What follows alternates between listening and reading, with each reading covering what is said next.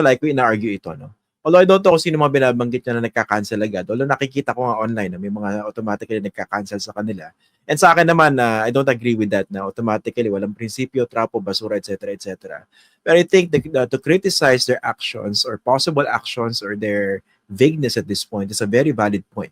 Kasi number one, napakataas ang standard sa kanila dahil hindi sila pangkaraniwan na politiko dapat, no? Hindi sila katulad ng mga kung sino-sino mga senador lang dyan na walang prinsipyo. And that is a tragedy. That is a burden of their kind of politics, the kind of politics that they are espousing. And number two, ang pangit kasi tingnan Attorney Dino, no? Nung kinampanya sila ni Attorney Risa, samahan niyo ako sa Senado. Ngayong nanalo, meron ng kasama dapat si Risa Ontiveros. Pero doon, officially, although hindi pa naman natin nakikita yung talaga magiging ano niya, no? Alignments. Pero kung sakaling hindi sila maging kasama ni Risa Ontiveros sa minority or doon sa independent bloc whatsoever, ang pangit tingnan. And number three, yung mga bagay na mahirap gawin pag hindi ka bahagi ng majority or hindi ka chair ng isang committee, hindi ba expected na yun because of the kind of political path that they were taking? Yan, how would you respond to that? Agree ako completely sa lahat ng sinabi. I think as ako nga, sabi ko nga, mangunguna ako na i-criticize yung mga leaders natin who are not delivering, who are actually going against our principles. So ang appeal ko lang, I never say na don't criticize. What I appeal is when we criticize, we give them a little bit of a benefit of the doubt because they've shown time and again that they've always been in our side. And for me, they haven't crossed the red line in this particular instance, no? Yung pangalawa, so yun lang yung appeal ko. Sana medyo ayusin natin yung criticisms natin freely, 'di ba? That's part of the discourse, no? And again, when we criticize them, we ought to remember na para sa akin hindi sila kalaban, no? Onti na nga lang tayo, 'di ba? Ngayon pa lang kung maglilinsya na tayo, baka sa 2028 mas mahirapan tayo na ayusin ang mga bagay-bagay, no? We've seen that happen in the past. I think there were red lines that were crossed when it comes to our criticisms of other possible allies like Grace Poe in the past. I think masyadong nilin siya, pero I think tama naman talaga siya. She was leading nung mga panahon na yon, number 1 siya, no? Merong valid point yon na mas malaki yung chance na siya manalo kaysa kay Mar Rojas. I've never been a fan of Mar Rojas, no? That's why at that point in time, sabi ko hindi ko talaga siya kaya iboto. And nagtataka ko bakit sinasabi ambisyosa siya. That's part of politics, di ba? Pero yung bang atakihin yung citizenship niya, for example, just because she's a foundling, I think that's foul, no? And merong mga red lines dapat tayo hindi kino-cross, lalong-lalo na dun sa mga potential allies natin, no? So sa akin nga lang, let's criticize, but let's be very lucid in doing so, especially when it comes to our allies, no? Kasi nga, siguro deserve rin naman nila na mabigyan ng konting benefit of the doubt because of their track record. Number 2, naiintindihan ko yung yung potentially and yung optics na sama ng loob siguro nung iba na kinampanya ni Risa yan, tapos iiwanan si Risa. Naiintindihan ko yun no? Yung frustration na yun And may pinanggagalingan yun. Tama rin naman talaga, no? Pero para sa aking palagay nga, ito siguro yung magiging valid yung sinasabi na premature pa para sabihing iniwan sila.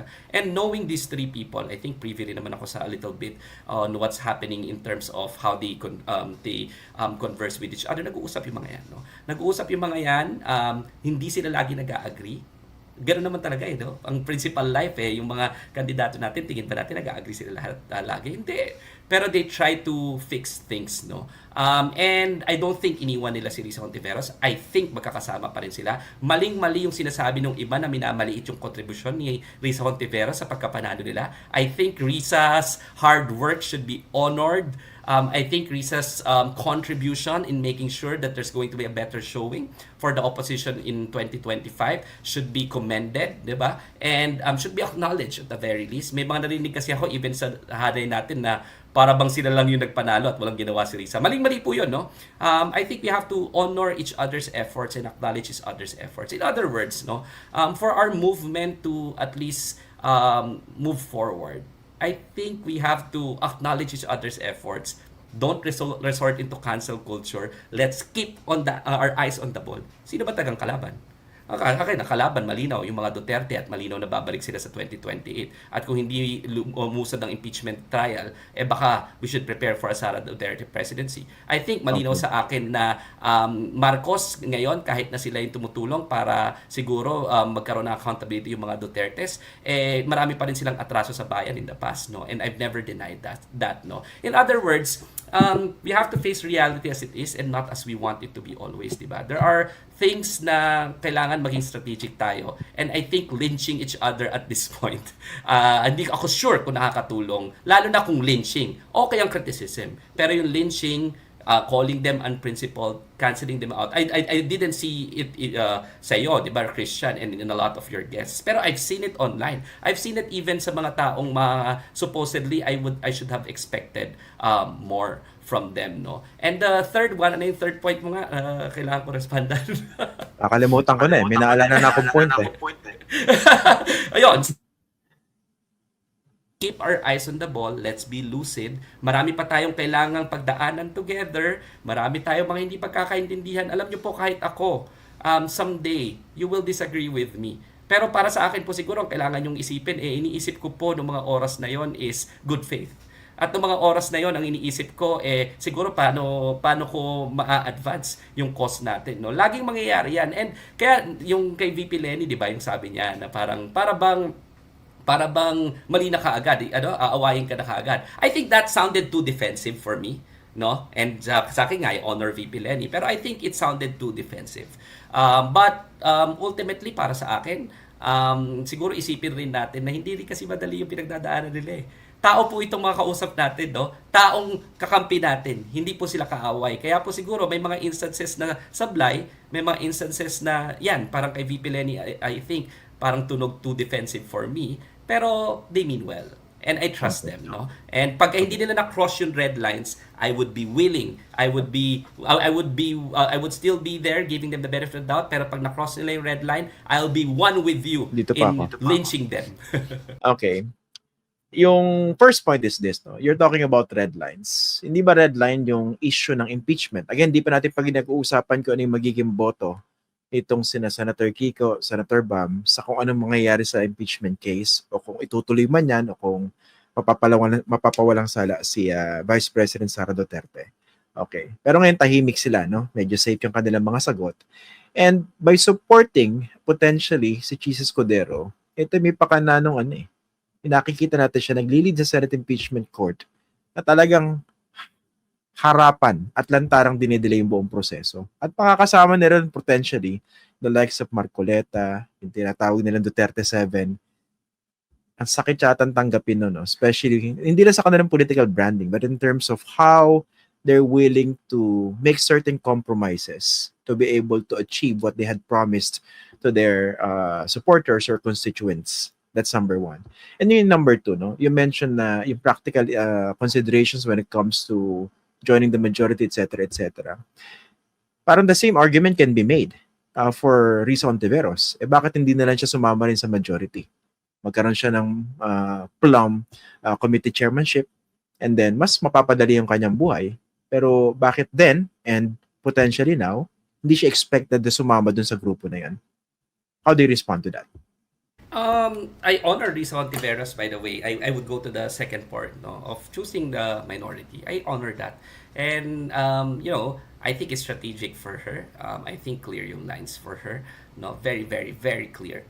And that's the reason why I agree with that decision. No, I honor that. So sa akin, ina-acknowledge ko na I think I agree more with Risa. Gusto ko lang yung doon kala Bam and Kiko na ang sinasabi ko na mas agree ako kay Risa pero I don't necessarily disagree with them. Yun lang naman yung sa akin no. At red line nga ba yung hindi sila nagsasalita? I think kanina nakita ko nga ba, tama ba si Bam Aquino, suot na yung red robe at sinabi niya mag-impeachment na and I think napaka-importante itong proseso na to at dapat tumuloy.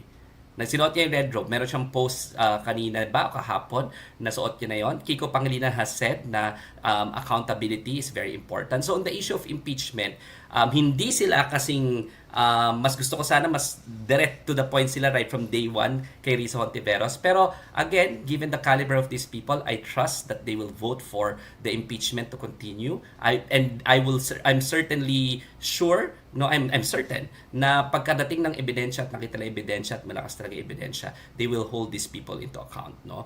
Given their track record. So sa akin, hindi yung red line. Yung kay Cheese Escudero, red line ba yon? Again, ano ba yung alternative? Sa akin kasi nga, hindi ko sure kung, alam mo kung si Risa ang iboboto versus Cheese Escudero, agree ako. No, kung may mananalo ng minority leader si Cheese Escudero, ay si Risa Hontiveros, agree ako and magagalit pa ako sa kanila kung hindi nila iboboto si Risa. Pero the alternative right now is Tito Sotto, no. Hindi ko alam kung ano yung better doon kasi maraming track record si Tito Sotto na hindi ko rin gusto. Si Cheese medyo fresh yung ngayon at sa akin red line yun kaya hindi ko na siya iboboto. Pero para sa akin nakikita ko kung bakit in the matter of principle, I don't think voting for Tito Sotto can be principally clear or clear in the level of principle. Kasama nila si Marcoleta and all. I think when it comes to committee reports of Marcoleta, for example, doing the right thing, alam mo kasi sa Senate, ang difference niyan is republic sila on their own, di ba? Yung parang 24 senators lang kasi sila. So, I think makakakita ko dito ng kahit na majority sila, they will vote consistently with Risa Hontiveros on issues that matter. And by that time, hindi naman ganun kadaling tanggalan ng Senate chairmanship eh. Kasi kung ang huli ko nga natanggal, narinig ko, 'di ba si Senator Laila de Lima pa, and it will take kasi the plenary, and para bang wawarakin mo talaga yung isang senador na kailangan mo rin in a lot of other measures and instances, no. So I think the track would be get the committee chairmanships. Yes, I'm part of the majority insofar as making Cheese Escudero Senate President right now, pero when it comes to all issues that matter, ganyan din siguro, no. Parang sa House, gusto ko lang sabihin, no, like Laila de Lima, Chel Joc, no, joined the minority. Pero the way House works, game yan. Ano ibig sabihin ko? Company union yung minority. Hindi yan magiging minority nang walang go signal ng Speaker of the House. Kasi ang gagawin nila, magpapalaban sila sa Speaker ng enough number para siguraduhin sila pa rin may hawak na minority. Does that mean na si Chel Joc, no, and Laila de Lima sell out, no, in joining the minority? I don't think so. I think nakita nila na they have limited choices. And the choice that they have right now is to at least be in the minority. They'll be a little bit more effective there despite the fact that it is an imperfect minority. Ganon din, I think, yung kala Bam and Kiko. So what am I saying? What I'm saying is red lines for me will be crossed kung pagboto ng impeachment, tutuloy ba impeachment o hindi, sasabihin nila hindi tutuloy. Mangunguna po tayong lahat dito, no? Pero yung bobotohin si Cheese versus Tito Sotto, hindi ako sure na red line yun for me. I see why Cheese can even be palatable kasi in this particular instance, I don't like him. I was the first one who said, isa ko sa mga nanguna na sinasabi, ano bang ginagawa nitong si Cheese Escudero? Pero ang dami ko rin gusto sabihin kay Tito Sotto. Ang dami din at hindi rin yun perfect choice, so to speak.